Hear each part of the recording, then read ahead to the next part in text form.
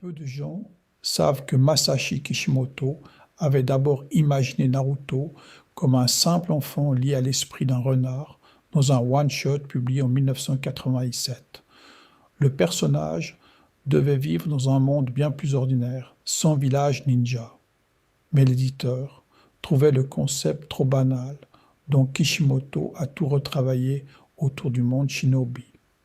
Ce virage a transformé une petite histoire oubliable en l'une des séries les plus vendues de l'histoire du manga. Un simple refus a tout changé.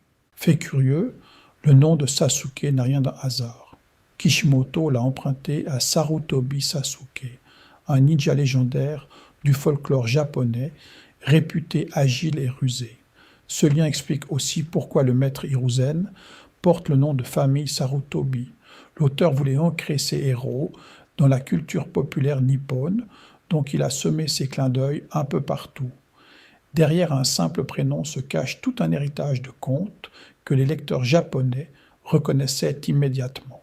Presque personne ne le sait, mais Kishimoto avait prévu que Kakashi soit le tout premier professeur qu'on rencontrerait dans la série.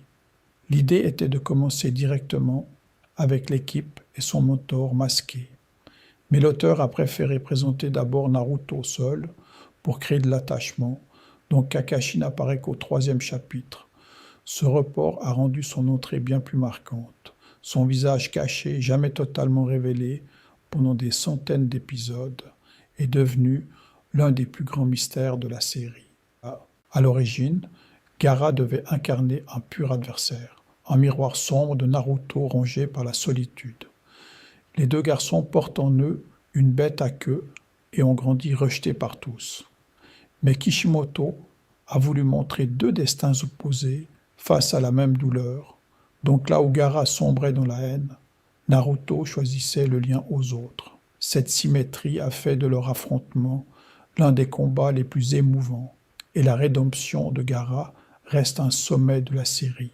Ce qui est fascinant ici, c'est que Kishimoto n'avait pas prévu de rendre Itachi sympathique au départ. Il devait rester le frère meurtrier, coupable du massacre de son clan. Mais l'auteur a peu à peu construit une vérité cachée derrière ses actes, donc Itachi est devenu un martyr ayant tout sacrifié pour protéger son village et son petit frère. Ce renversement a bouleversé les lecteurs, transformant le grand méchant en l'un des personnages les plus aimés et déchirant de toute l'histoire. Un détail surprenant sur le village de Konoha. Son nom complet signifie littéralement « le village caché des feuilles ». Chaque grand village de la série suit cette logique, associant un élément naturel à l'idée de dissimulation, comme le sable, la brume ou les nuages. Ces noms, construits autour d'éléments naturels, évoquent une géographie imaginaire mais crédible. Cette cohérence donne au monde ninja une profondeur rare où chaque lieu semble avoir sa propre histoire et son climat particulier. Contre toute attente, Rock Lee est le personnage préféré de son propre créateur. Kishimoto adore ce ninja incapable d'utiliser le moindre ninjutsu, qui compense par un travail acharné au corps à corps. L'auteur voulait prouver qu'on peut devenir puissant sans talent inné, donc Lee incarne l'effort pur, la sueur récompensée. Son nom et son apparence rendent d'ailleurs hommage à Bruce Lee. Ce héros sans pouvoir magique est ainsi devenu un symbole de persévérance qui touche énormément de fans à travers le monde. Peu de gens savent que le Sharingan, cet œil rouge du clan Uchiwa, tire son nom de deux mots japonais signifiant roue et œil qui copie. Cette technique permet de reproduire presque n'importe quelle attaque adverse. Mais Kishimoto voulait qu'un tel pouvoir ait un prix, donc son évolution la plus puissante finit par ronger la vue de son porteur jusqu'à la cécité. Ce lien entre force et sacrifice traverse toute la série, rappelant que la puissance ne s'obtient jamais sans une lourde contrepartie. Dans les coulisses, Kishimoto hésitait beaucoup sur l'avenir sentimental de Naruto. Hinata, la timide héritière du clan Hyuga, l'admirait en secret depuis l'enfance, touchée par sa force de caractère. L'auteur a longtemps laissé planer le doute, donc leur relation ne s'est concrétisée qu'à la toute fin de l'histoire. Ce dénouement, développé dans le film The Last, a récompensé des années de patience des fans. La discrète Hinata est finalement devenue l'épouse du héros qu'elle avait toujours regardé de loin. Fait curieux, le maître de Naruto, Jiraiya, vient tout droit d'un conte japonais du XIXe siècle. Dans cette légende, un héros du même nom maîtrise la magie des crapauds et affronte un ennemi lié au serpent, aux côtés d'une princesse experte en limaces. Kishimoto a repris ce trio exact. Donc Jiraiya, Orochimaru et Tsunade incarnent respectivement le crapaud, le serpent et la limace. Les trois Sannin légendaires sont ainsi un hommage direct à un mythe séculaire, réinventé avec brio pour le monde ninja. Presque personne ne le sait, mais Might Guy était censé rester un personnage secondaire et comique avec sa coupe au bol et sa combinaison verte. Pourtant, Kishimoto lui a réservé l'un des moments les plus grandioses de la série.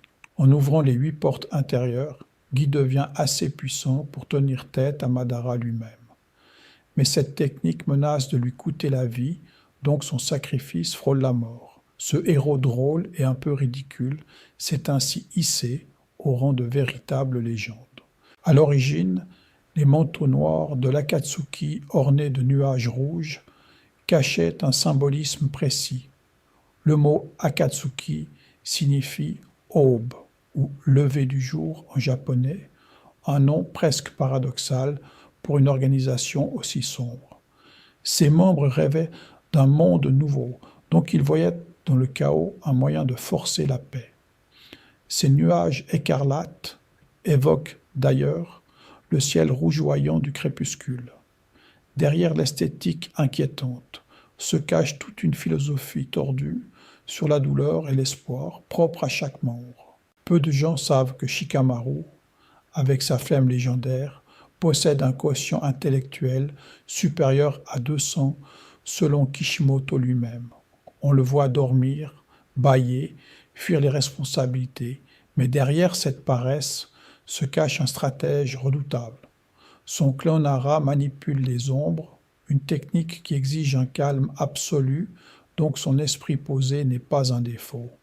Kishimoto voulait un héros du cerveau plutôt que des poings, un garçon qui gagne en réfléchissant, tranquillement, sans jamais s'énerver. Fait curieux, le renard à 9 queues scellé en Naruto s'appelle Kurama, mais ce prénom n'a été révélé que très tard dans le manga. Pendant des centaines de chapitres, on ne connaissait que Kyuubi, son numéro. On raconte que Kishimoto se serait inspiré du mont Kurama, près de Kyoto, un lieu sacré lié aux légendes de créatures surnaturelles, même si rien ne l'a jamais officiellement confirmé. Ce renard incarne d'anciennes peurs japonaises envers les kitsune, esprit rusé du folklore, donc son nom relie doucement le récit aux montagnes brumeuses du Japon réel. À l'origine, Orochimaru tire son nom d'un vieux conte japonais où un héros nommé Jiraiya combat un ennemi maîtrisant la magie des serpents. Ce n'est donc pas un hasard si, dans Naruto, Jiraiya et Orochimaru sont d'éternels rivaux. Kishimoto a puisé dans la légende des trois Sannin, chacun lié à un animal, le crapaud, la limace, le serpent. Ces bêtes se dominent mutuellement, comme au pierre-feuille-ciseaux, donc leur pouvoir formait déjà un triangle parfait, avant même d'être écrit. Ce qui est fascinant ici, c'est que Tsunade, la 5e Hokage, garde en permanence l'apparence d'une jeune femme grâce à une technique de dissimulation. En réalité, elle a dépassé la cinquantaine, mais son jutsu masque les années. Ce sortilège consomme énormément de chakras, donc ils seront dès qu'elle est épuisée au combat.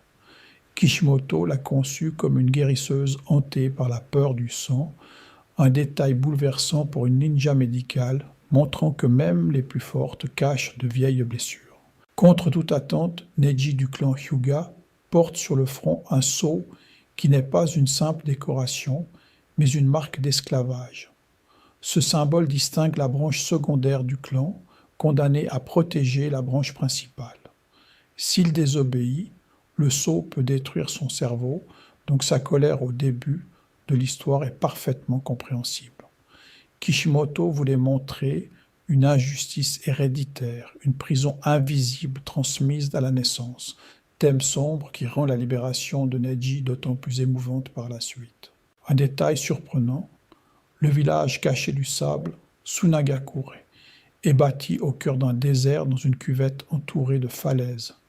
Cette position n'est pas décorative, elle protège des tempêtes de sable et des regards ennemis. Le village manque de ressources, donc il dépend économiquement de contrats de mission pour survivre. On croit d'ailleurs reconnaître dans son architecture l'écho des cités fortifiées du Moyen-Orient, avec leurs murs de terre ocre. Cette pauvreté explique bien des tensions politiques du récit, une rivalité née simplement du sable et de la soif. Presque personne ne le sait, mais Deidara de l'Akatsuki possède des bouches sur les paumes de ses mains, capables de mâcher de l'argile explosive. Il considère ces explosions comme du véritable art, un instant de beauté fugace. Cette philosophie l'oppose à Sasori, qui préfère l'art éternel de ses marionnettes, donc leurs disputes sont autant esthétiques que ninja. Kishimoto s'amusait à donner à chaque membre une vision du monde unique, transformant de simples méchants en artistes passionnés, chacun défendant sa propre idée de l'éphémère. Dans les coulisses, Aku fut l'un des premiers personnages dont l'ambiguïté a déstabilisé les lecteurs, tant sa beauté délicate brouillait les repères. Kishimoto voulait un adversaire tragique plutôt que cruel, un enfant recueilli qui vit uniquement pour son maître Zabuza. Sa technique des miroirs de glace crée une prison scintillante, mais son cœur reste doux, donc sa mort marque profondément Naruto. Ce combat, très tôt dans la série, enseigne que les ennemis ont eux aussi des rêves brisés et une raison d'exister. Fait curieux, on raconte parfois que le Rasengan, cette sphère tourbillonnante de chakras, aurait pu être inspiré à Kishimoto par le film Akira et ses explosions d'énergie sphérique, même si rien ne le confirme officiellement. Cette technique demande de compresser le chakra en rotation dans la paume, sans aucun signe de main. Son créateur, le 4e Hokage, a mis 3 ans à la mettre au point, donc Naruto, qui l'apprend en une semaine, relève de l'exploit. La forme parfaitement ronde évoque aussi les tourbillons marins, écho au nom Uzumaki, qui signifie précisément tourbillon. Un détail surprenant, Kimimaro, dernier survivant du clan Kaguya, peut faire pousser et durcir ses propres os pour en faire des armes tranchantes. Cette capacité macabre s'appelle le Shikotsu-myaku, un pouvoir héréditaire extrêmement rare. Kishimoto l'a imaginé mourant d'une maladie, donc ce guerrier redoutable se bat en sachant ses jours comptés. Son dévouement absolu envers Orochimaru vient de sa solitude d'enfant rejeté, une loyauté née du vide.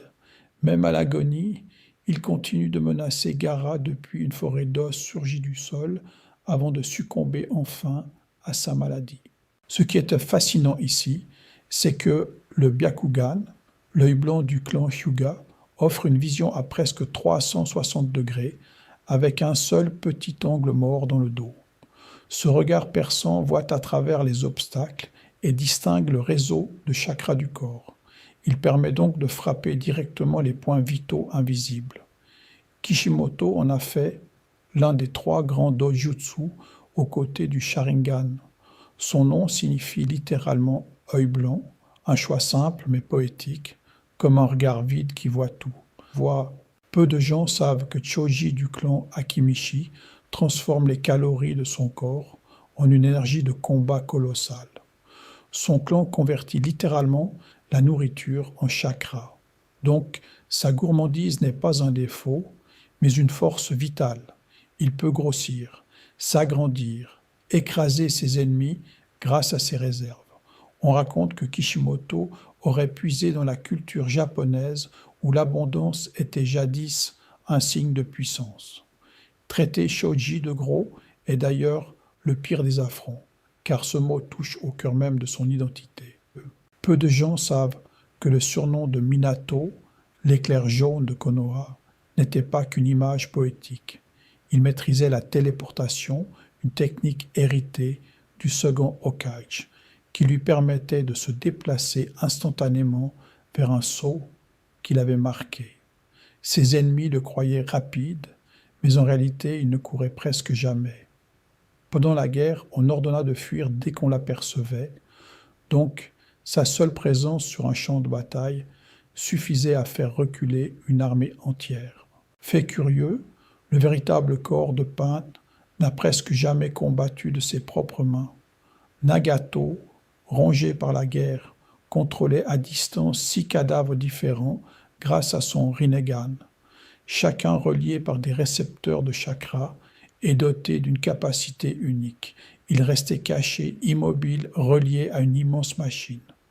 Cela semblait invincible, mais chaque corps épuisait sa force vitale, donc plus il utilisait les 6 chemins, plus son propre corps se rapprochait de la mort. Sa puissance était aussi sa lente condamnation.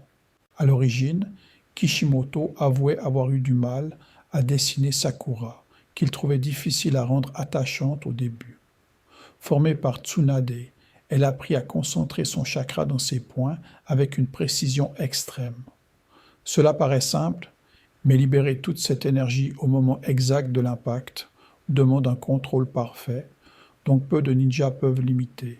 Grâce à cette maîtrise, elle brise la terre d'un seul coup, transformant une force fragile en l'une des plus dévastatrices du village. Ce qui est fascinant ici, c'est que Killer Bee, hôte du démon à 8 queues, rêvait avant tout de devenir rappeur. Il parle presque toujours en rime et griffonne des paroles dans un carnet. Cela ressemble à une simple excentricité, mais son lien harmonieux avec sa bête à chakra est justement né de ce respect mutuel, donc là où d'autres luttent contre leur monstre intérieur, lui a fait la paix. Son humour cache l'un des Jinchuriki les plus équilibrés de tout l'univers. Contre toute conviction, le masqué qui manipulait l'Akatsuki n'était pas un ancêtre légendaire, mais un simple camarade que Kakashi croyait mort. Écrasé par un rocher pendant une mission, Obito fut sauvé par Madara, puis brisé par la mort de celle qu'il aimait. Sa haine devint un plan pour recréer un monde de rêve. Cela semblait froid et calculé, mais au fond ce n'était qu'un enfant blessé. Donc sa rédemption finale bouleverse profondément le récit de la guerre. Presque personne ne le sait, mais le premier Hokage possédait une aptitude tellement rare qu'aucun de ses descendants ne put jamais l'imiter naturellement. Sa libération du bois créait des forêts entières d'une simple pensée, un pouvoir si précieux que des scientifiques volèrent ses cellules après sa mort. Cela devait renforcer d'autres ninjas, mais la plupart n'y survécurent pas. Donc, seul Yamato réussit à en hériter. L'héritage silencieux d'Hashirama continua ainsi d'influencer les batailles bien après sa disparition. Un détail surprenant chez Sasori, l'artiste des marionnettes, c'est qu'il transforma son propre corps en pantin pour ne jamais vieillir. Orphelin, il fabriquait des poupées à l'effigie de ses parents disparus pour combler leur absence. Cette obsession de figer la beauté le poussa à conserver l'apparence d'un jeune homme, mais son cœur restait la seule partie humaine, donc c'est précisément là que se cachait sa faille. Son art éternel dissimulait une immense solitude jamais vraiment guérie. Dans les coulisses, l'épée de Kisame Sameada n'est pas une simple lame, mais une créature vivante recouverte d'écailles. Au lieu de trancher, elle râpe la chair et dévore le chakra de l'ennemi pour le transmettre à son porteur. Elle semble obéir aveuglément, mais elle choisit elle-même son maître, donc elle finit par se retourner selon ses préférences. Ce lien étrange entre l'homme requin et son arme reflète parfaitement la nature sauvage et fusionnelle de leur combat commun. Fait curieux, La toute première utilisatrice du chakra s'inspire directement d'un conte japonais millénaire. Kaguya tient son nom de la princesse Kaguya du coupeur de bambou, une figure venue de la lune. Kishimoto reprit cette légende pour ancrer son univers dans le folklore, mais il en fit l'origine de tous les pouvoirs ninja. Donc chaque technique du récit descend d'elle. Ainsi, derrière les combats modernes se cache un mythe raconté au Japon depuis plus de 1000 ans. Peu de gens savent que la seule femme de l'Akatsuki tirait sa force d'un art d'une douceur trompeuse, l'origami. Conan pliait le papier depuis l'enfance, un loisir paisible qu'elle cultivait bien à elle. Devenue kunoichi, elle transforma des milliers de feuilles en ailes, en armes et en pièges explosifs. Cela paraissait fragile, mais chaque pétale pouvait devenir mortel. Donc, son élégance cachait une redoutable stratège. Son surnom, l'ange, résumait cette beauté silencieuse, née d'un simple pliage. À l'origine, Zabuza gagna sa place parmi les redoutés sept épéistes de la brume d'une manière glaçante. Encore enfant, il massacra une année entière de futurs diplômés de son académie, révélant une soif de puissance terrifiante. Ce village forgeait ses ninjas dans la violence extrême, donc peu en ressortaient indemnes. Pourtant, sous ce masque de démon sanguinaire, son ultime larme pour Aku dévoile un cœur qu'il croyait avoir perdu. Sa mort reste l'une des plus émouvantes de la série. Un détail surprenant chez Sai, c'est que ses dessins prennent réellement vie. Membre d'une unité secrète entraînée à supprimer ses émotions, il libère son chakra à travers l'encre pour créer des animaux qui bondissent hors du papier. Ses œuvres semblent inachevées, souvent sans titre, mais c'est volontaire, car il attend de retrouver ses sentiments perdus pour les nommer. Donc, son art vide reflète son âme éteinte, et chaque sourire forcé cache un long chemin vers l'humanité. Peu de gens le savent, mais certains fans racontent que Masashi Kishimoto se serait inspiré d'un vrai samouraï pour Madara Uchiha. Son nom rappellerait Date Masamune, célèbre seigneur borgne du Japon féodal. Une théorie séduisante que rien n'a jamais confirmée.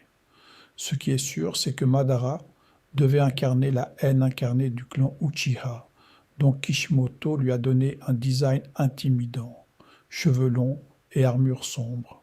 Ce personnage n'apparaît d'abord que comme une légende évoquée, ce qui renforce l'aura de mystère avant sa véritable entrée en scène tardive.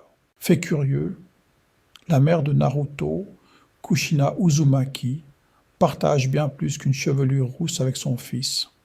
Elle aussi terminait ses phrases par un tic verbal caractéristique quand elle s'énervait, un trait que Naruto a hérité sans jamais l'avoir connu. Kishimoto voulait montrer que le caractère se transmet, donc il a relié leurs manies. Kushina venait du clan Uzumaki, réputé pour sa longévité et ses techniques de scellement, ce qui explique la vitalité exceptionnelle de sa descendance. À l'origine, Iruka Umino fut le tout premier adulte à reconnaître Naruto comme une personne et non comme un monstre. Orphelin lui-même après l'attaque du renard, à 9 queues, il comprenait la solitude de l'enfant, donc il lui a offert un bol de ramen et son affection. Son nom évoque le dauphin, un clin d'œil marin. Ce lien discret pose toute la fondation émotionnelle du récit, prouvant qu'un simple geste de tendresse peut transformer une vie entière. Ce qui est fascinant ici, c'est que Kabuto Yakushi porte un nom soigneusement choisi par Kishimoto. Kabuto désigne le casque du samouraï et Yakushi renvoie au Bouddha de la médecine, un double sens parfait pour ce ninja médecin manipulateur. Il se cache longtemps derrière une apparence inoffensive de simple assistant, mais il sert secrètement Orochimaru. Ses lunettes et sa voix douce masquent l'un des esprits les plus calculateurs de la série, ce qui le rend d'autant plus troublant. Contre toute attente, Temari, la sœur aînée de Gaara, tire son nom d'un jeu traditionnel japonais. Un temari est une balle brodée, aux motifs colorés, offerte autrefois en cadeau porte-bonheur. Kishimoto aimait piocher dans la culture nippone, donc il a assez associé ce nom léger à une kunoichi redoutable, maniant un immense éventail de guerre. Cette arme lui permet de déclencher des bourrasques dévastatrices, faisant d'elle l'une des combattantes de vent les plus puissantes de Sunagakur, le village caché du sable. Un détail surprenant, Konohamaru porte littéralement le nom de son village, Konoha, la feuille, petit-fils du troisième Hokage. Il fut nommé ainsi en l'honneur du village fondé par les anciens, un poids énorme pour un enfant. Personne ne le prenait au sérieux à cause de ce prénom encombrant, donc il cherchait désespérément à exister par lui-même. C'est Naruto qui lui apprend qu'un nom ne fait pas un homme, mais que les actes le forgent, jour après jour. Presque personne ne le sait, mais Kankuro, le frère de Gaara, tient son nom du kabuki, le théâtre traditionnel japonais dont le nom de scène Nakamura Kankuro est resté célèbre. Ce n'est pas un hasard, car il combat justement sa lettre de pantin mortel qu'il manipule avec des fils de chakra invisibles. Chaque marionnette cache lame, poison et piège, donc ses adversaires ne voient jamais venir le coup fatal.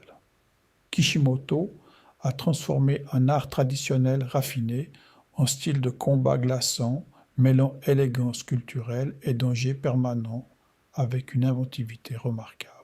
Dans les coulisses, Kishimoto a conçu Hidan comme le seul membre véritablement immortel de l'Akatsuki. Adepte du culte de Jashin, il pratique un rituel macabre reliant son corps à celui de sa victime, donc chaque blessure qu'il s'inflige frappe aussi l'adversaire. Cette immortalité pose un problème narratif énorme. Comment vaincre quelqu'un qui ne meurt pas? La réponse viendra de Shikamaru, prouvant que l'intelligence peut triompher là où la force pure échoue, même face à un être éternel.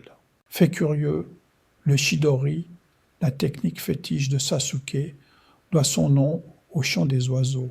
Chidori signifie « 1000 oiseaux » en japonais, car le crépitement de la foudre concentrée dans la main évoque le pépiment d'une nuée.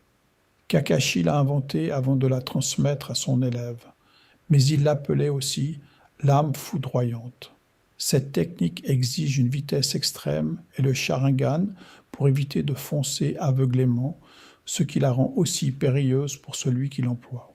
À l'origine, Kirigakure, le village caché de la brume, portait un surnom terrifiant, le village du brouillard sanglant.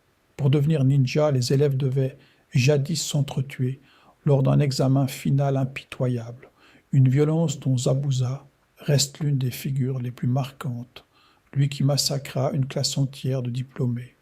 Ce village, enveloppé d'une brume presque permanente, semblait porter en lui tous ses secrets et sa propre noirceur. Ce passé sombre explique pourquoi tant de ces ninjas déserteurs finissent parmi les mercenaires les plus redoutés du continent. Ce qui est assez fascinant ici, c'est que le clan Yamanaka d'Ino manie des techniques de l'esprit unique dans tout le monde ninja. Ino peut transférer son âme dans le corps d'un ennemi pour le contrôler, mais laisse alors son propre corps totalement sans défense. Ce risque énorme la rend précieuse en équipe, associée aux Nara et aux Akimichi, selon une alliance ancestrale de 3 clans.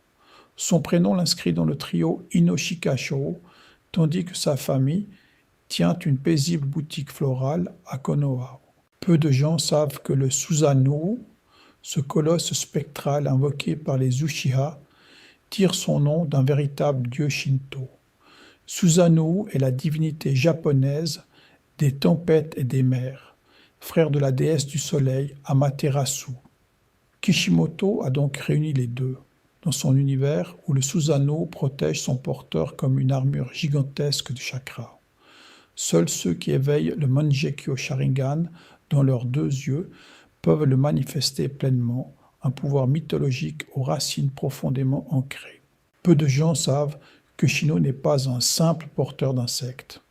À sa naissance, les membres du clan Aburame offrent leur propre corps comme nid vivant à une colonie de Kikaichu, ces insectes destructeurs qui dévorent le chakra.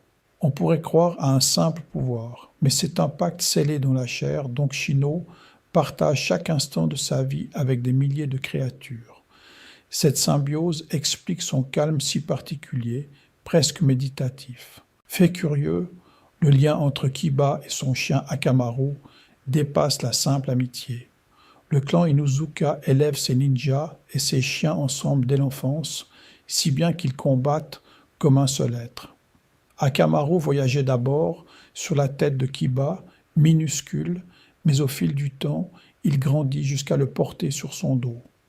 Leur odorat surpuissant leur permet de traquer une odeur sur des kilomètres, donc peu d'ennemis parviennent réellement à leur échapper. À l'origine, Asuma n'était pas qu'un simple professeur fumant sans arrêt. Il fit partie des 12 gardiens ninja, l'élite chargée de protéger le seigneur du pays du feu en personne. Il canalise son chakra de vent dans 2 lames de poing, transformant de simples couteaux en armes tranchant l'air lui-même. On le croit nonchalant, mais derrière chaque bouffée de cigarette se cache un stratège redoutable. Donc, ses élèves apprennent de lui bien plus que des techniques. Ce qui est fascinant ici, c'est que Kurenai est considéré comme une véritable spécialiste du genjutsu à Konoha. Ses illusions enveloppent l'adversaire si finement qu'il ne distingue plus le réel du songe, croyant parfois être ligoté par un arbre surgi de nulle part.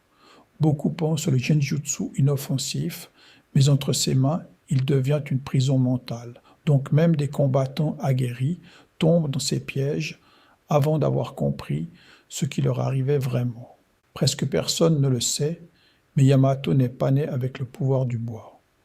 Enfant, il fut l'unique survivant des expériences d'Orochimaru, qui lui injecta les cellules du premier Hokage, Hashirama. C'est ainsi qu'il hérite de la libération du bois, capable de faire jaillir forêt et poutres du sol. Ce pouvoir volé lui permet aussi de contenir la puissance du démon renard, donc l'équipe de Naruto lui doit bien plus qu'on ne l'imagine. Un détail surprenant sur Danzo, sous ses bandages se cache un bras entier couvert de Sharingan, volé. Il collectionna les yeux d'Uchiha morts pour les greffer à sa propre chair, cherchant la puissance interdite du clan. Il implanta même l'œil de Shisui, capable d'un contrôle mental absolu, mais son corps n'était pas fait pour ça, donc chaque usage puisait dans une réserve vitale limitée. Sa soif de pouvoir finit par le trahir de l'intérieur. Contre toute attente, le vieil homme au chapeau que l'on croit fragile portait le surnom de dieu des shinobi, 3e Hokage. Hiruzen maîtrisait, dit-on, l'intégralité des techniques de Konoha, un exploit qu'aucun autre ninja ne revendique. Il fut l'élève des 2 premiers Hokage, puis le maître de la légendaire Trinité des Sannin. On le voit affaibli par l'âge, mais même diminué, il tint tête à plusieurs Kage réanimés, donc sa légende reste intacte. Fait curieux, Tenten rêvait de devenir une kunoichi aussi puissante que Tsunade, une héroïne parmi tant de ninjas masculins. Sa spécialité est unique, elle range un arsenal entier dans des parchemins d'invocation, faisant pleuvoir des centaines d'armes en un instant. Sa précision est presque parfaite, chaque lame trouvant sa cible sans effort apparent. On la remarque peu au milieu des combattants flamboyants, mais son art du maniement des armes demeure l'un des plus complets de tout Konoha. Dans les coulisses, ce petit vieillard courbé par les lombalgies est en réalité le 3e Tsuchikage. Dirigeant du village caché des rochers, Onoki maîtrise la rare libération de la poussière, une technique capable de désintégrer la matière à l'échelle atomique en un cube de lumière. Il se plaint sans cesse de son dos, mais il peut faire léviter des montagnes entières grâce à son contrôle du poids. Donc, son grand âge cache une puissance parmi les plus redoutées. À l'origine, le village de Kiri était surnommé le village sanglant à cause de ses coutumes meurtrières. C'est Meiterumi, devenu 5e Mizukage, qui entreprit de le sortir de cette ère de terreur. Elle manie 2 natures rares, La libération de la lave est celle de la vapeur brûlante, fondant l'acier d'un souffle. On la voit douce et souriante, mais derrière son calme veille une dirigeante déterminée, donc son village retrouva peu à peu la paix. Un détail surprenant sur les Zetsu blancs, ces créatures identiques ne sont pas de vrais humains. Ils naissent d'anciens soldats piégés dans l'illusion infinie il y a des millénaires, lentement transformés en une armée végétale au service d'un plan obscur. Chacun peut imiter l'apparence et les souvenirs de ceux qu'il touche, donc ils s'infiltrent partout sans éveiller le moindre soupçon. Derrière leur visage sans expression se cache l'un des secrets les plus anciens du monde ninja. Peu de gens savent que Shisui était surnommé Shisui du corps flottant pour sa vitesse fulgurante, presque insaisissable. Son Sharingan cachait une technique unique au monde, Koto Matsukami, un contrôle mental si subtil que la victime croit agir de sa propre volonté. Un pouvoir capable d'éviter une guerre entière, mais aussi trop dangereux pour rester libre, donc il choisit de confier son œil à Itachi avant de disparaître. Son sacrifice pèse silencieusement sur toute la tragédie des Uchiha. Peu de gens savent que Kakuzu, ce membre de l'Akatsuki au corps rapiécé, ne possède pas un cœur, mais 5. Autrefois ninja du village de la Cascade, il fut envoyé assassiner Hashirama Senju, le premier Hokage, mais il échoua et fut puni à son retour. Furieux, il vola alors la technique interdite de son propre village pour prolonger sa vie. Chaque cœur, arraché à ses victimes, lui offrait un élément différent, et c'est ainsi qu'il survécut près d'un siècle. Fait curieux, Karin, l'allié aux lunettes de Sasuke, appartient au clan Uzumaki, le même que Naruto. Cela explique sa chevelure rouge et sa vitalité hors norme. Ses capacités sensorielles lui permettent de repérer n'importe quel chakra à des kilomètres. Mais son vrai don reste ailleurs. Lorsqu'on la mord, son chakra guérit instantanément les blessures les plus graves. Ce pouvoir vient de sa lignée, donc elle porte sur le corps les marques de tous ceux qu'elle a sauvés. À l'origine, Suigetsu, ce ninja au sourire carnassier du clan Hozuki, rêvait de rassembler les 7 épées légendaires du village de la brume. Son corps peut se transformer entièrement en eau, ce qui le rend presque impossible à blesser. Mais ce pouvoir cache une faiblesse, car il se dessèche rapidement au soleil et doit rester hydraté.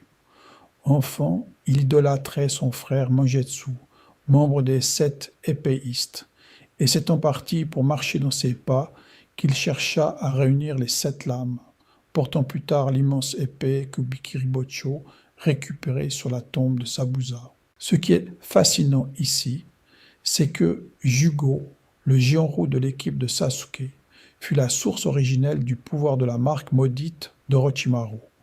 Son corps produit naturellement une enzyme qui déclenche des transformations violentes et incontrôlables. Orochimaru s'en servit pour créer ses sceaux, mais Jugo lui-même passe son temps à lutter contre ses propres pulsions meurtrières. Il ne trouvait le calme qu'auprès de Kimimaro, donc la mort de son ami le plongea dans un désespoir profond. Contre toute attente, le combat entre Maître Gai et Madara est considéré par beaucoup comme l'un des plus intenses de tout Naruto. En ouvrant la 8e porte céleste, Gai atteint une puissance capable de blesser gravement un être quasi divin. Cette technique consume sa propre vie, donc chaque coup le rapproche de la mort. Kishimoto a confié que Gai, un simple ninja sans lignée spéciale, incarnait l'idéal du travail acharné triomphant, du talent inné.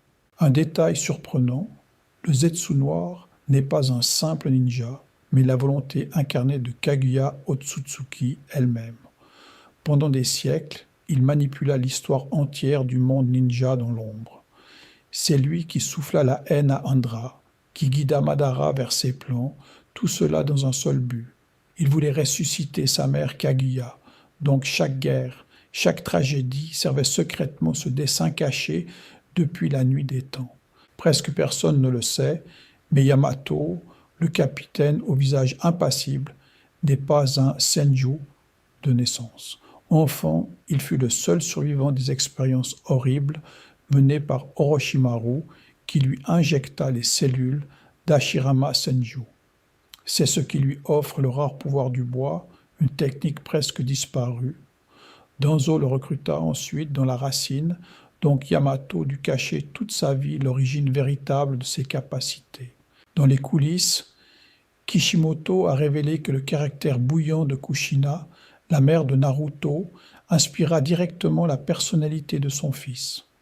Venue du village des tourbillons, elle fut moquée enfant pour ses cheveux rouges qu'on surnommait tomates, mais elle transforma cette honte en fierté, donc elle devint une kunoichi redoutée. Son chakra si puissant servit à sceller le démon renard en elle, et c'est ce lien qui la désigna comme hôte. Peu de gens savent que Fugaku, le père d'Itachi et de Sasuke, portait le surnom redoutable de Fugaku au Sharingan hypnotique.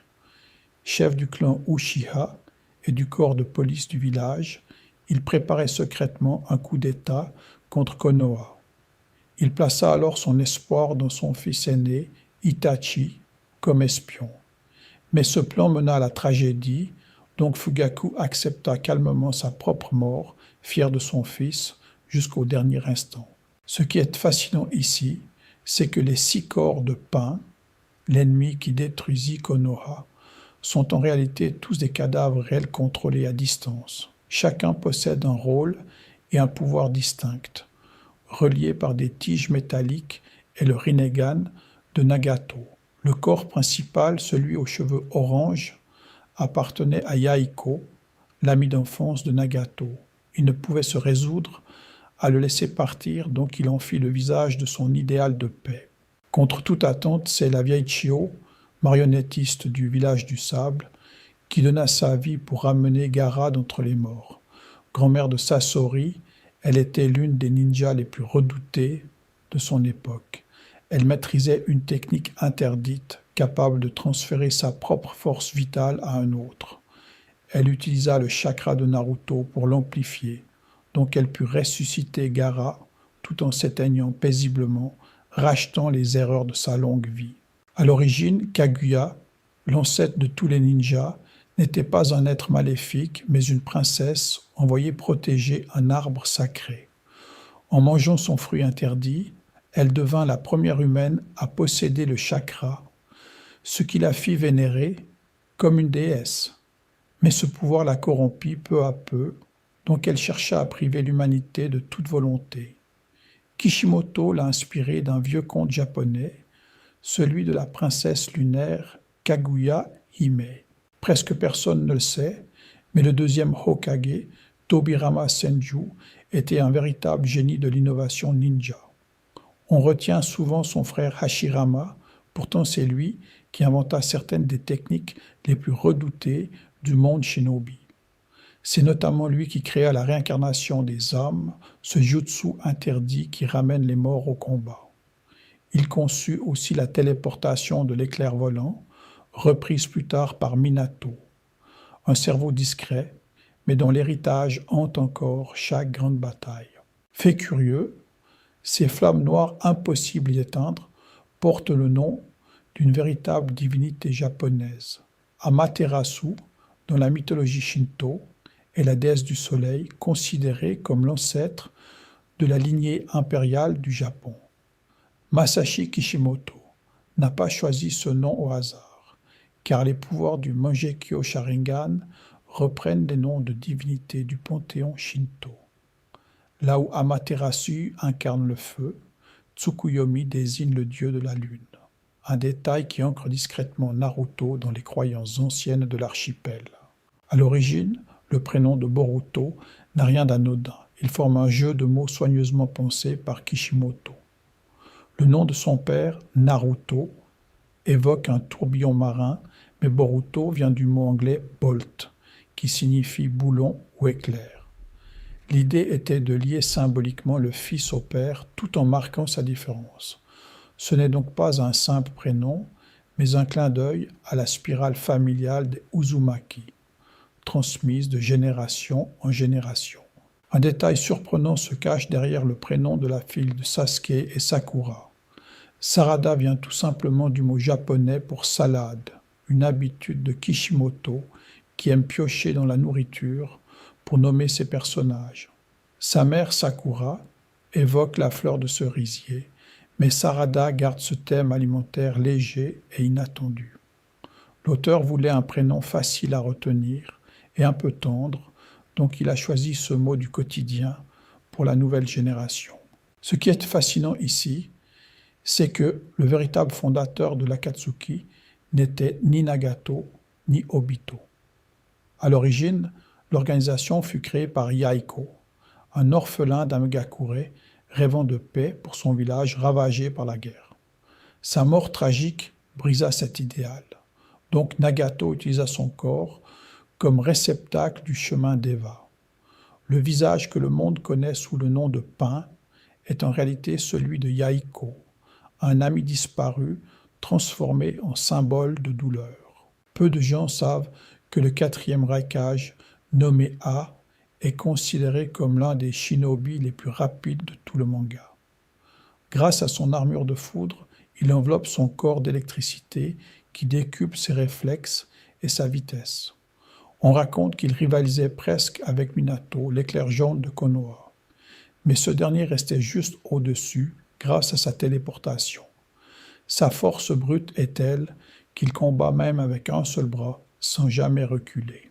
Contre toute attente, la technique de réincarnation des âmes repose sur une idée aussi cruelle que fascinante. Elle nécessite un sacrifice humain vivant, dont le corps sert d'ancrage à l'âme du défunt, rappelé d'entre les morts. Le ressuscité devient alors quasiment immortel, ses blessures se régénérant sans cesse, donc seul un sceau spécial peut l'arrêter.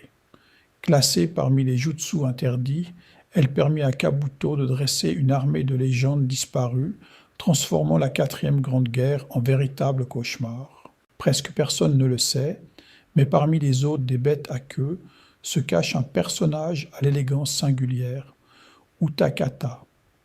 Ancien ninja de Kirigakure, il porte en lui Saiken, la bête à 6 queues, une limace colossale.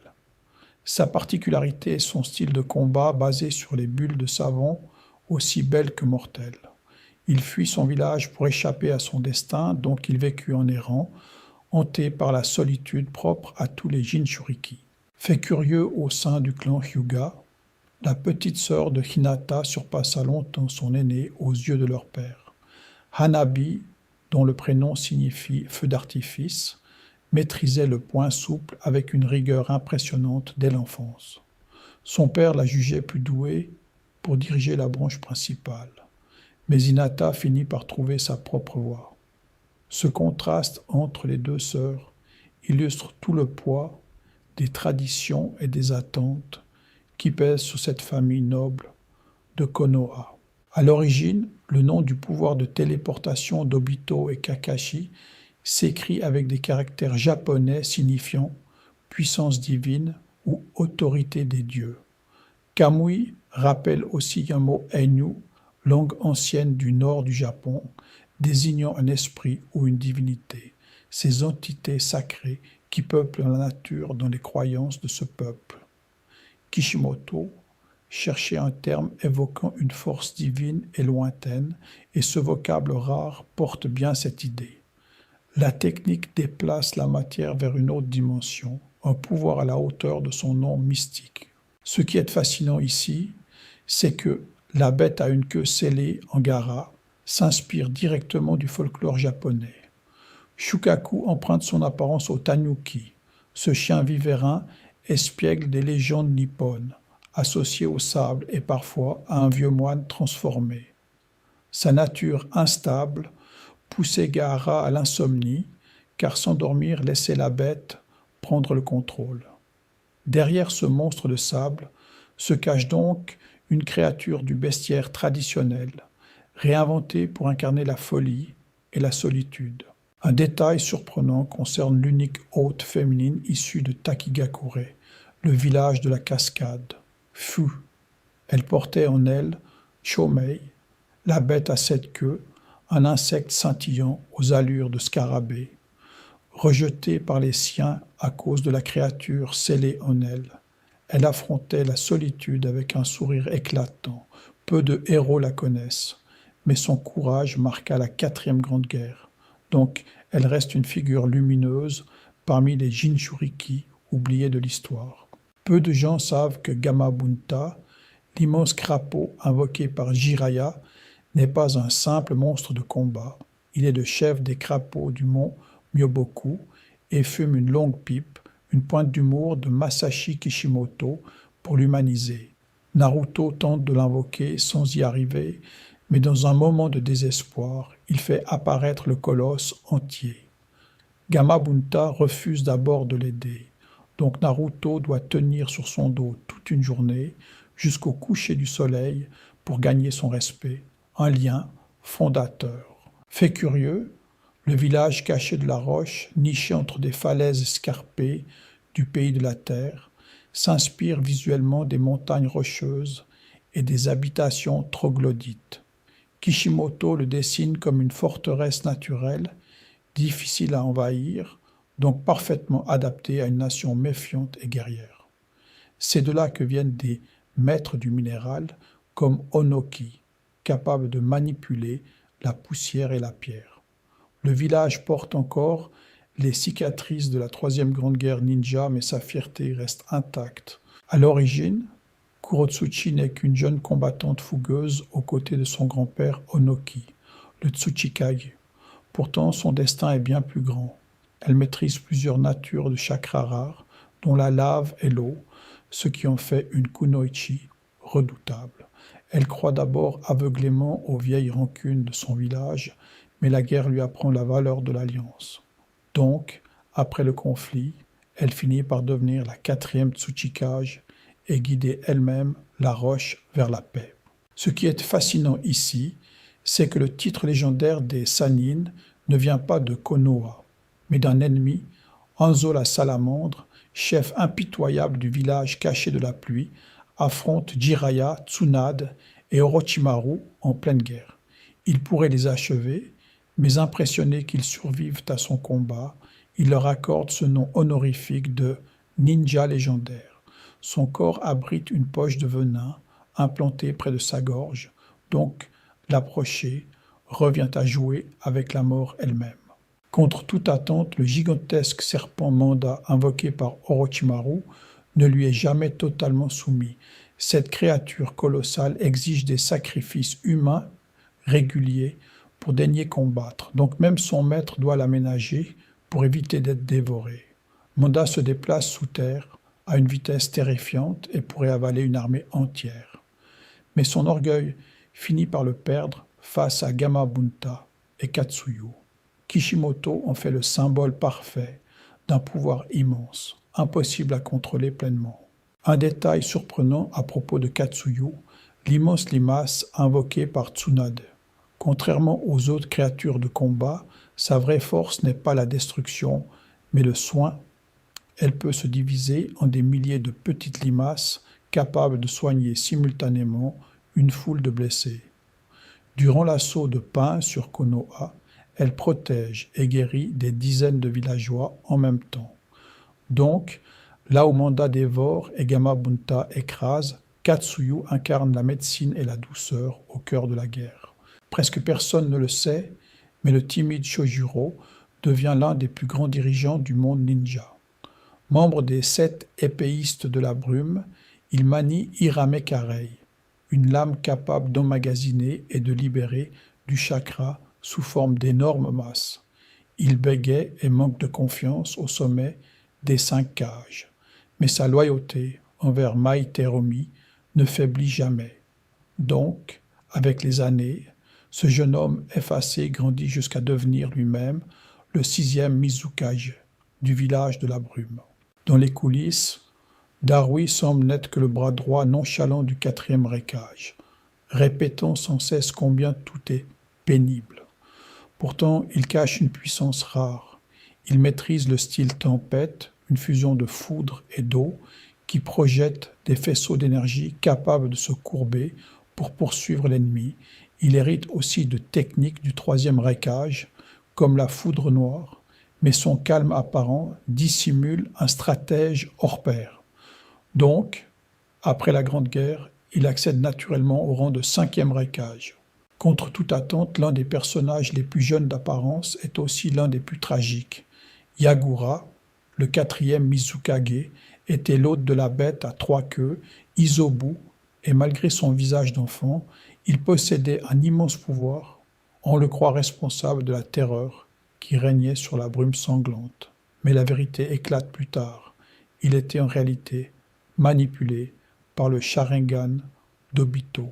Donc, ce tyran redouté n'était qu'une marionnette, victime cachée d'une machination bien plus vaste.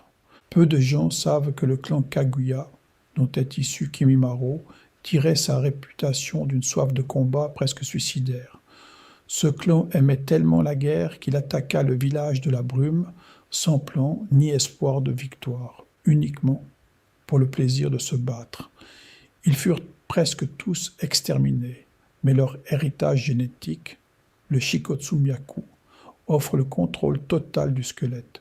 Donc Kimimaro pouvait transformer ses propres os en armes, dernier survivant d'un peuple emporté par sa propre violence.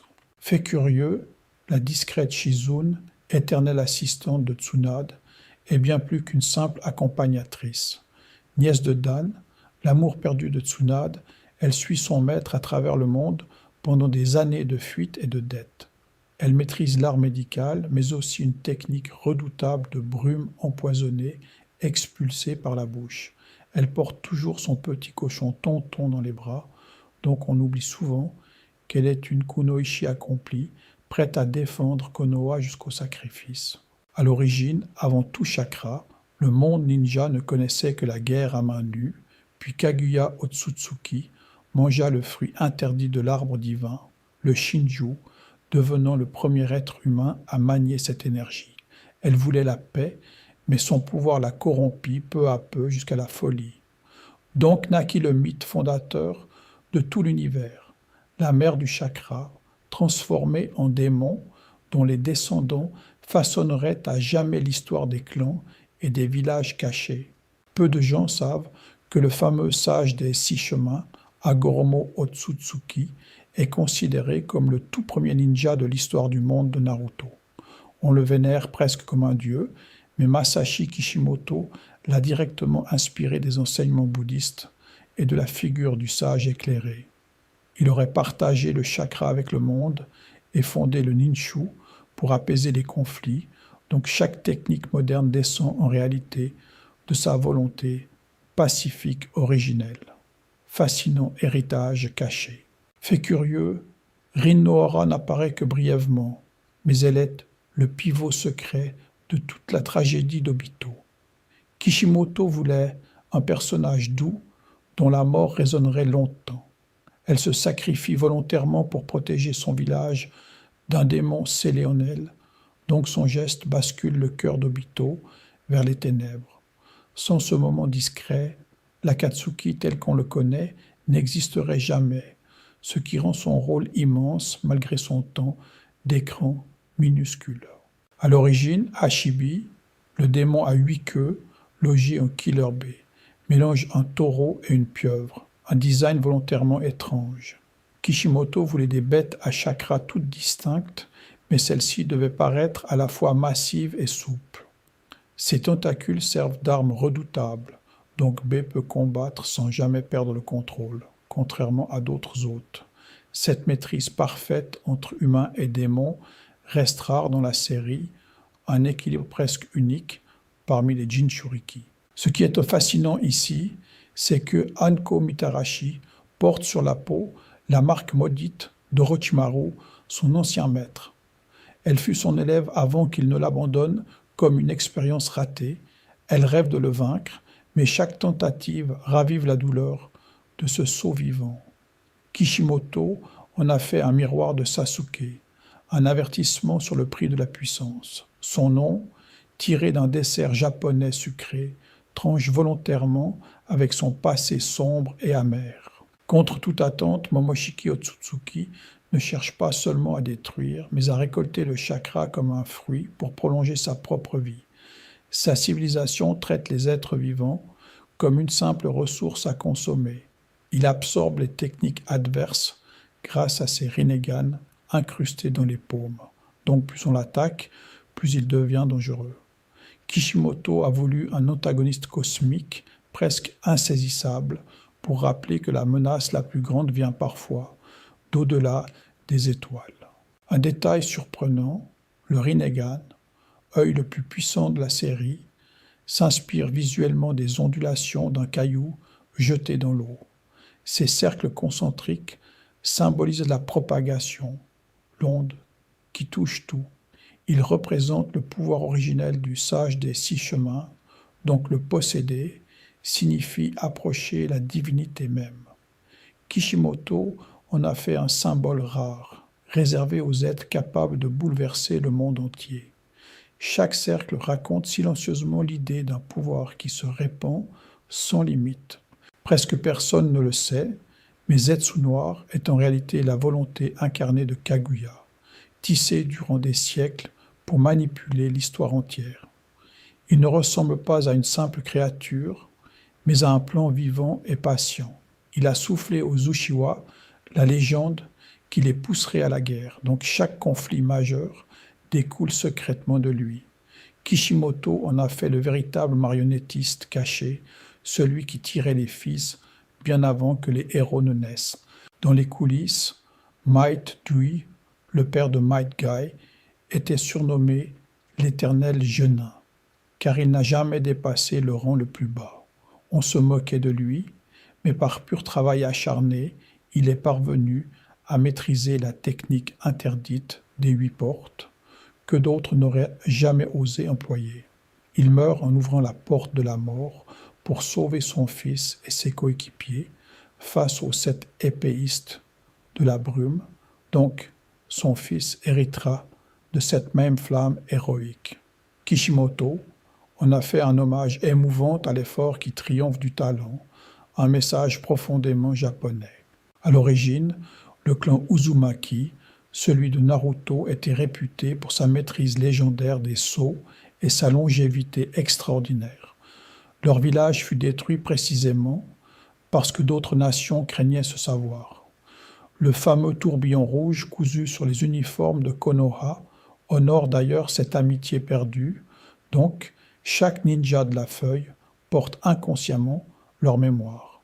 Kishimoto a lié ce motif au symbole spiralé traditionnel japonais, discret rappel d'un peuple presque effacé de l'histoire. Ce qui est fascinant ici, c'est que les 9 démons à queue ne sont pas des créatures séparées à l'origine, mais des fragments d'un seul monstre colossal, le Jubi. Le sage des 6 chemins l'a divisé pour empêcher son pouvoir de détruire le monde. Réunir toutes les bêtes ressuscite donc cette forme primordiale d'une puissance quasi divine. Kishimoto a bâti tout son mythe autour de cette idée de fragmentation où chaque queue supplémentaire rapproche dangereusement la renaissance du chaos originel. Peu de gens savent que Kumogakure, le village caché des nuages, est bâti au sommet de montagnes si hautes qu'il flotte littéralement parmi les nuées. Ce décor n'est pas un simple choix esthétique, mais une métaphore de son isolement fier. Le village cultive une réputation de force brute et de foudre, donc ces ninjas maîtrisent souvent les techniques électriques. On raconte que Kishimoto se serait inspiré des cités perchées et des sommets sacrés japonais pour lui donner cette allure inaccessible et majestueuse. Contre toute attente, Kawaki, présenté d'abord comme l'ennemi qui menace Konoha, devient peu à peu un membre adopté de la famille de Naruto.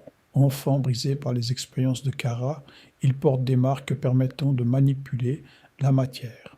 Il apprend lentement la douceur auprès du Hokage, mais son passé douloureux ne cesse de le hanter. Kishimoto et son successeur en ont fait le reflet inversé de Naruto, un orphelin sauvé par la même chaleur humaine qui définit toute la saga. Peu de gens savent que Mitsuki n'est pas un enfant ordinaire, mais un être artificiel entièrement conçu par Orochimaru. Il fait partie d'une série d'êtres synthétiques, et ses cheveux clairs, comme son calme presque irréel, ajoutent à son aura singulière. Il peut activer une transformation ermite quand il perd le contrôle, et une théorie parmi les fans raconte que cela viendrait de cellules du clan de Jugo. Derrière son sourire tranquille se cache donc un mystère génétique fascinant, et son lien avec Boruto n'en devient que plus troublant. Fait curieux, le village d'Amegakure vit sous une pluie presque permanente, ce qui lui a donné son nom, le village caché de la pluie. Cette pluie fait partie de son décor naturel, tandis que la petite nation, coincée entre les grandes puissances, fut ravagée par des guerres incessantes. Longtemps dirigé par Hanzo, la salamandre, il fut ensuite contrôlé secrètement par Pain. La pluie devenait alors un outil de surveillance, donc rien n'échappait au maître des lieux dans ces rues grises et silencieuses. À l'origine, le village caché du son n'existait pas parmi les grandes nations ninja, mais fut fondé de toutes pièces par Orochimaru.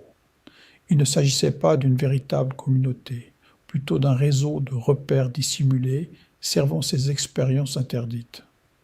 Le Sannin cherchait des corps et des talents rares, donc il recrutait des enfants abandonnés pour les transformer en soldats.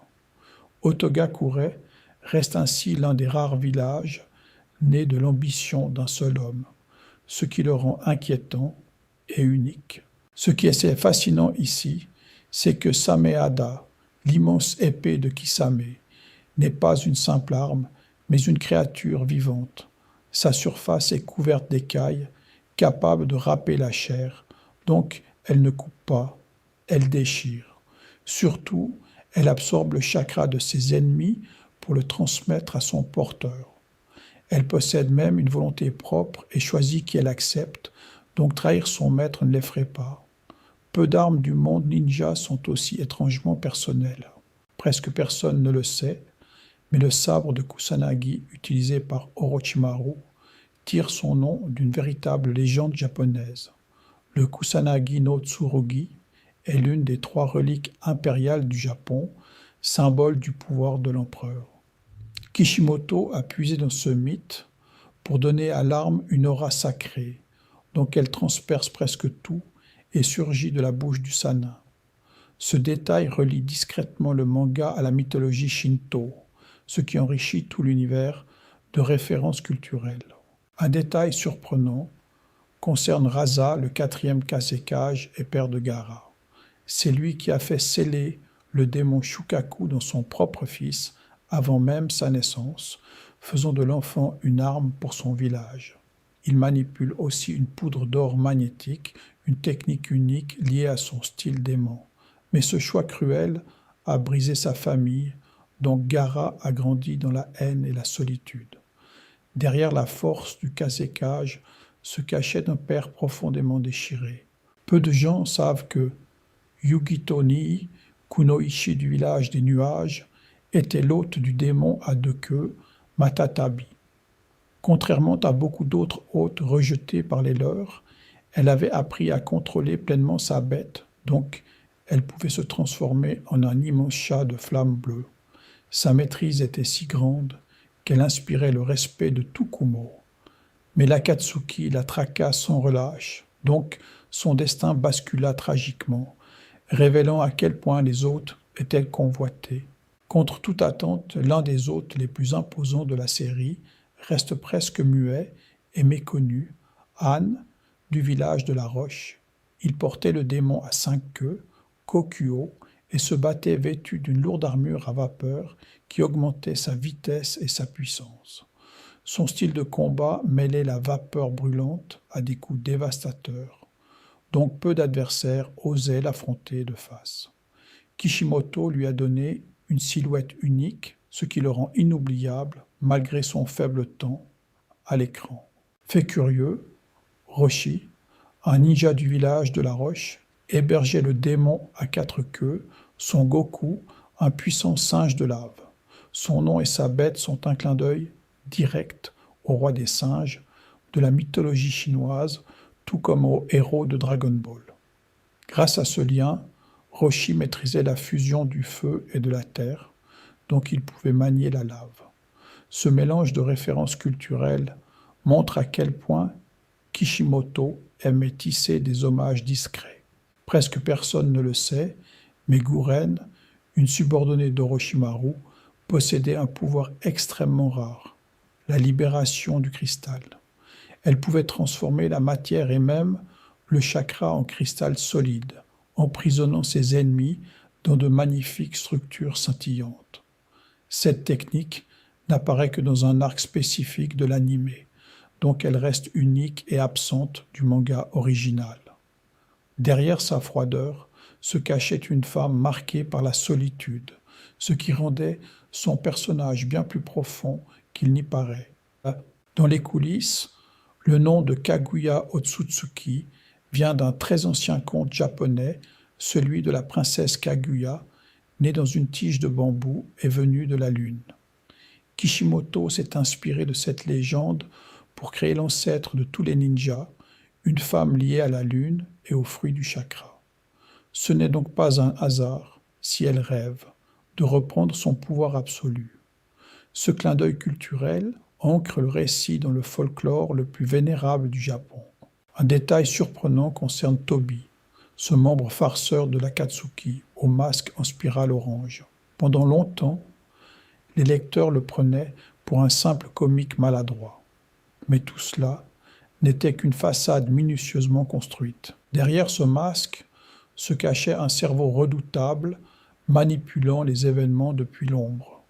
Kishimoto a volontairement brouillé les pistes, donc la révélation de son identité fut l'un des retournements les plus marquants de la série. Ce jeu de dissimulation montre son talent pour surprendre son public. À l'origine, Masashi Kishimoto avait exploré plusieurs pistes avant de retravailler son histoire autour d'un jeune orphelin turbulent, et il choisit le nom Naruto, emprunté au célèbre tourbillon marin de la ville de Naruto dans l'ancienne province d'Awa, et à cette tranche de poisson rose spiralée, le Narutomaki, qui décore les bols de ramen. Ce petit héritage gourmand explique peut-être aussi pourquoi le personnage adore autant les nouilles. Un clin d'œil discret aux origines maritimes de son nom. Fait curieux, parmi le quatuor du son au service d'Orochimaru, Tayuya semble la plus faible avec sa simple flûte, mais cette apparence est trompeuse. Sa mélodie déclenche en réalité un puissant genjutsu qui commande 3 créatures géantes bandées, les Doki, tout en piégeant l'esprit de l'adversaire. Chaque note contrôle une action différente, donc elle combat à distance en musicienne redoutable. C'est finalement Temari qui parvient à la vaincre, prouvant que le vent balaie même les partitions les plus mortelles. Un détail surprenant chez Kidomaru, membre du quatuor du son, ses 6 bras ne sont pas qu'un simple gadget visuel. Ils lui permettent de tisser des toiles et des flèches à partir d'une soie sécrétée par son propre corps, comme une araignée humaine.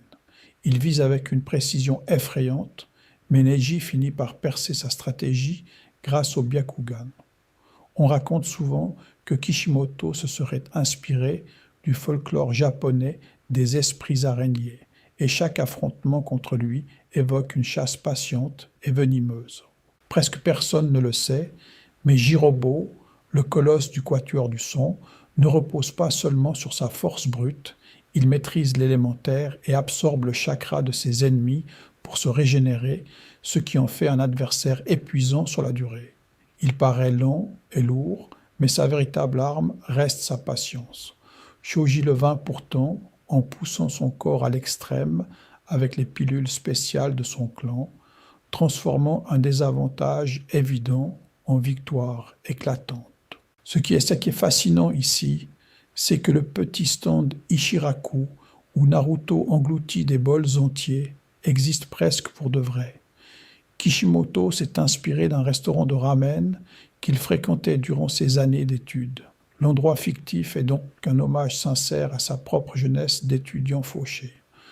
Depuis, plusieurs vrais restaurants au Japon ont repris le nom Ichiraku.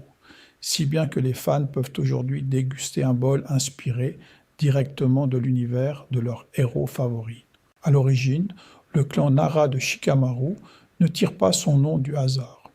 Kishimoto l'a emprunté à la ville de Nara, célèbre pour ses cerfs sacrés qui déambulent librement dans les rues et les parcs. Voilà pourquoi le clan élève des cerfs dont les bois servent à préparer des remèdes rares.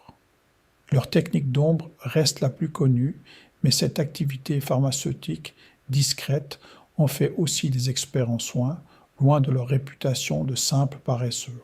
Contre toute attente, le célèbre examen Chunin n'est pas qu'une simple compétition de combat entre jeunes ninjas.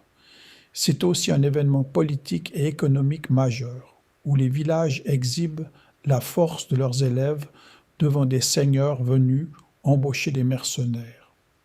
Les enjeux dépassent donc largement les participants, car un bon spectacle attire des contrats lucratifs. Voilà pourquoi Orochimaru en profita pour dissimuler son invasion de Konoha, transformant une fête ninja en piège parfaitement orchestré sous les yeux de tous. Peu de gens savent que l'élément bois n'est pas un simple pouvoir végétal, mais une combinaison rarissime des natures, terre et eau, maîtrisées simultanément. Seul Hashirama, le premier Hokage, la possédait naturellement, ce qui explique sa légende. Personne ne pouvait la reproduire. Donc Orochimaru mena de cruelles expériences sur des enfants pour recréer ce don. Un seul survécut, Yamato, ce qui fait de lui l'unique héritier artificiel de ce pouvoir presque divin. Fait curieux, le fidèle Akamaru, compagnon canin de Kiba, change radicalement d'apparence au fil de la série. Petit chiot blanc qui tient sur la tête de son maître au début, il devient une monture immense après le bond temporel. Ce changement n'est pas qu'esthétique, car il reflète le passage du temps dans l'histoire. Son pelage vire même au brun rouge lorsque Kiba lui donne une pilule du soldat, avant leur technique combinée, donc son nom, qui évoque le rouge en japonais, prend soudain tout son sens. Dans les coulisses du Lord Kumo, le troisième Raikage détient l'un des records les plus fous de toute la série. La légende raconte qu'il affronta seul une armée de 10 000 ennemis durant 3 jours et 3 nuits, sans reculer. Sa peau était si dense qu'aucune lame ne la traversait, mais sa seule faiblesse fut sa propre technique. Il finit par tomber bien plus tard, en affrontant seul la bête à 8 queues, blessé par sa propre attaque, ce qui transforma son courage en symbole de bravoure éternelle pour son village natal. Presque personne ne le sait, mais la pierre de Yelel, au cœur d'un film de la série, semble évoquer une inspiration bien réelle. Cette source d'énergie minérale, capable de guérir ou de détruire, évoque les récits d'anciennes civilisations perdues et de leur technologie oubliée. Le film explore ainsi le danger d'un pouvoir trop grand pour des mains humaines.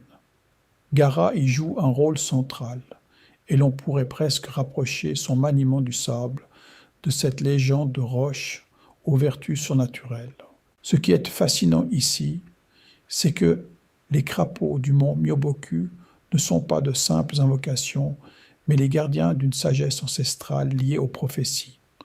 Le grand sage crapaud, si vieux qu'il en perd parfois la mémoire, annonce l'arrivée d'un élu destiné à changer le monde. Cette prédiction guide Jiraiya toute sa vie, mais il ne comprend jamais complètement de qui il s'agit. C'est finalement Naruto qui incarnera cette prophétie, bouclant une histoire commencée bien avant sa naissance. Peu de gens savent que Naruto n'est pas vraiment un héros parti de rien. Kishimoto a imaginé Ashura, le cadet du sage des 6 chemins, un garçon sans talent naturel, mais rempli de volonté. Son père le choisit comme héritier, non pour sa force, mais pour sa capacité à s'appuyer sur les autres. Ashura se réincarne à travers les âges, donc l'âme de Naruto est littéralement la sienne. Toute la saga n'était qu'un cycle recommençant, encore et encore.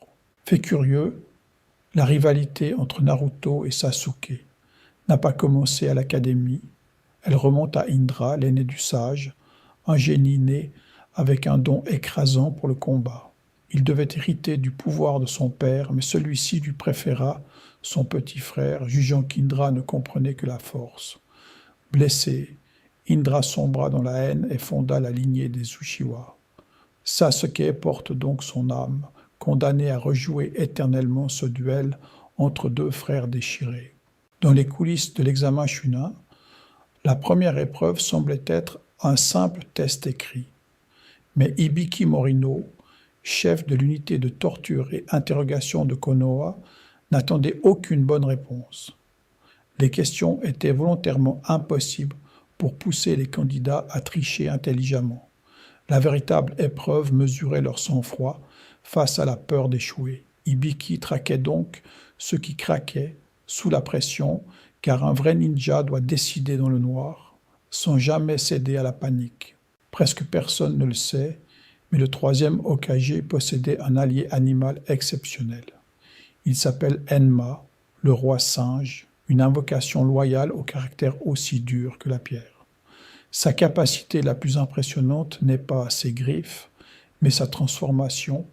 Il se change en un bâton d'adamantine, un sceptre indestructible capable de s'étirer à l'infini. Hiruzen le maniait donc au combat comme une arme vivante, faisant d'Enma bien plus qu'un simple compagnon, un prolongement de sa propre volonté. Un détail surprenant se cache dans l'histoire du renard à 9 queues. Deux frères, Kinkaku et Ginkaku, furent un jour avalés par Kurama en personne. Mais au lieu de mourir, ils survécurent en dévorant sa chair de l'intérieur pendant des jours. Ils en ressortirent imprégnés de sa chakra, devenus si puissants qu'on les surnomma presque des Jinchuriki. Le village de Kumo les redoutait donc autant qu'il les convoitait, car ses frères portaient un fragment vivant du démon renard. Ce qui est fascinant ici, c'est le rôle discret du père d'Ino. Inoichi Yamanaka maîtrise les techniques de l'esprit propres à son clan, capable de pénétrer les pensées d'un ennemi. Pendant la 4e Grande Guerre, il ne combattit presque jamais en première ligne. Il fut placé au centre de communication, reliant mentalement des dizaines de milliers de ninjas à la fois. Un seul faux pas aurait coupé toute l'armée du monde, donc son calme sauva l'alliance entière du chaos. Contre toute attente, le cerveau militaire de Konoha n'était ni un Hokage ni un Uchiwa. C'était Shikaku Nara, le père paresseux de Shikamaru. Réputé pour son intelligence quasi surnaturelle, il fut nommé commandant stratégique de toute l'alliance shinobi durant la guerre. Chacune de ses décisions orchestrait les mouvements de milliers de soldats. Dans ces derniers instants, alors que la mort approchait, il transmit calmement son ultime plan à son fils, faisant de Shikamaru l'héritier direct de son génie. À l'origine, la lune du monde de Naruto n'était pas un simple décor.